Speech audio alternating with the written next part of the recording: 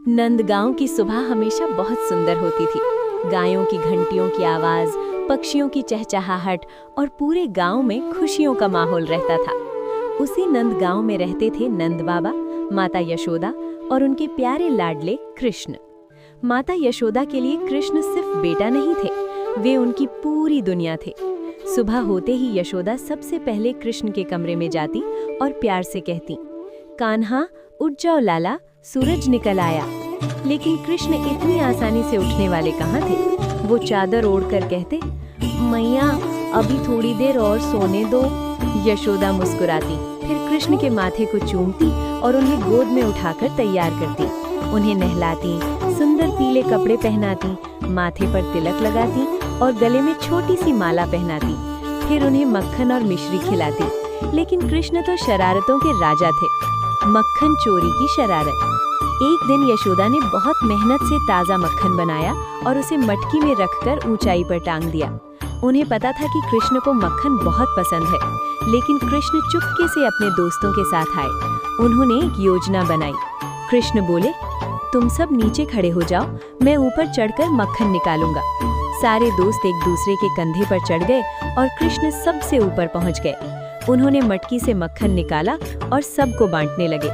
इतने में यशोदा वहां आ गईं। उन्होंने देखा मक्खन गिरा हुआ है, बच्चे हंस रहे हैं और बीच में खड़े हैं उनके लाडले कृष्ण।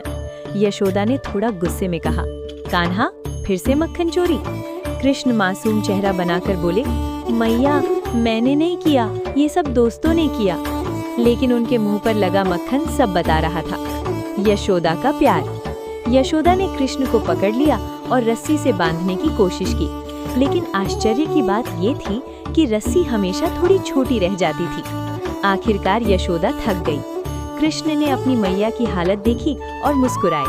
फिर वे चुपचाप खड़े हो गए ताकि यशोदा उन्हें बांध सके। यशोदा ने उन्हें गले से लगा लिया और कहा, तू चाहे कितना भी शरारती क्यों ना हो, तू मेरा लाडला कान्हा है। कृष्ण भी हंस पड़े और अपनी मैया से लिपट गए। कृष्ण की नटखट बातें। नंदगांव के लोग अक्सर यशोदा से शिकायत करते, मैया आपका कान्हा हमारे घर से भी मक्खन चुरा लेता है। यशोदा मुस्कुराकर कहती, अरे मेरा कान्हा ऐसा नहीं कर सकता। लेकिन जैसे ही कृष्ण घर आते, उनके हाथ और मुंह पर मक्खन लगा होता। यशोदा समझ जाती कि शिकायत सही है। फिर भी वे कृष्ण को डांटती कम और प्यार ज्यादा करती। माँ और बेटे का अनोखा रिश्ता। कृष्ण भगवान थे, लेकिन नंदगांव में वे सिर्फ एक प्यारे बच्चे थे। माता यशोदा उन्हें भगवान नहीं बल्कि अपना लाडला बेटा मानती थी। उनकी ममता इतनी गहरी थी कि कृष्ण भी अपनी सारी शरारतें मैया के सामने ही करते थे। नंदगांव में हर दिन कृष्ण की नई शरारत और यशोदा का नया प्यार देखने को मिलता था, और इसी प्यार ने नंदगांव को दुनिया की सबसे पवित्र जगह बना दिया।